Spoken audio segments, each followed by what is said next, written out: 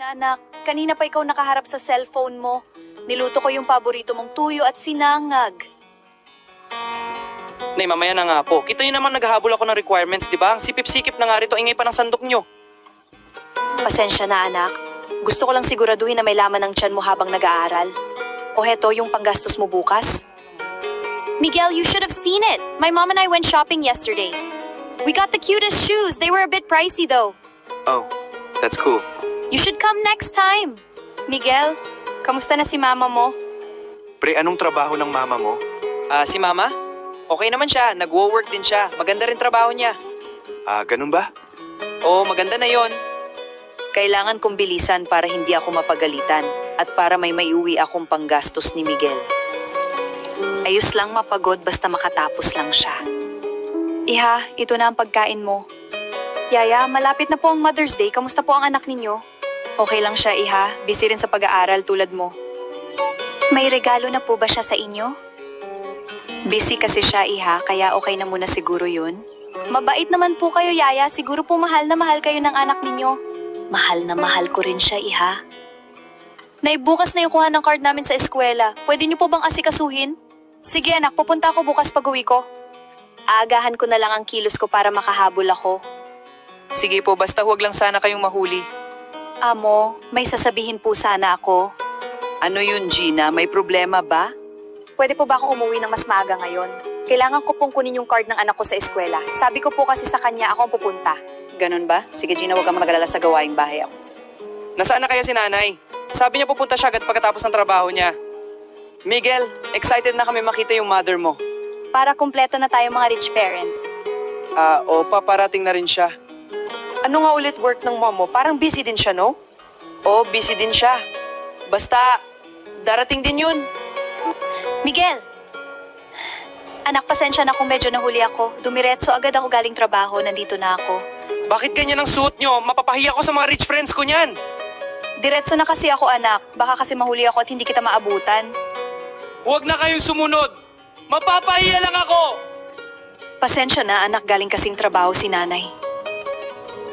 Basta wag na muna kayong lumapit doon. Miguel, nanay mo ba siya? Hindi ko siya nanay. Katulong lang namin yan. Anak, nasaan yung advisor mo? Kukunin ko na sana yung card mo. Ma, okay lang. Ako na bahala. Umuwi ka na. Pero anak, gusto ko lang makita. Ako na lang. Pirmahan nyo na lang mamaya. Nakakahiya baka ano isipin ng mga rich friends ko. Huwag na kayong sumama para kayong yaya. Sige anak, dito na lang ako maghihintay. Nay, ano ba yun? Pinahiya mo ako kanina. Bakit ganun ang suot nyo? Alam mo namang may mga rich friends ako, di ba? Tinawanan tuloy nila ako. Miguel, ginawa ko lang naman yun para makahabol sa card mo. Hindi na kasi ako nakapagbihis, marami pa akong tinapos. Uy, Mix, parang si Nanay Gina mo yun, ha? Anong ginagawa niya riyan? Hindi yan si Mama. Siguro kamukha lang. Tara na, late na tayo sa gala. Iha, ito na yung pagkain mo. Salamat po manang, pero kamusta po ang kuha ng card? Nagalit siya Iha kasi hindi raw maayos ang suot ko nung pumunta ko sa school. Ikakahiya ka po ba ng sarili mong anak? Intindihin ko na lang ang anak ko para sa pag-aaral niya lahat gagawin ko. Sige po, Yaya. Ma'am, pwede po ba ako makahingi ng extra na trabaho? Para po makaipon sana ako ng pambili ng gamit ng anak kong si Miguel. Sige, bibigyan kita ng extra na trabaho. Pero kakayanin mo pa ba? Sobrang dami mo nang ginagawa Kailangan mo rin ng pahinga. Para sa anak ko, kailangan niya ng mga gamit para sa susunod na pasukan. Hindi pwedeng wala akong may bigay sa kanya. Hindi ako makahinga, ang sikip ng dibdib ko.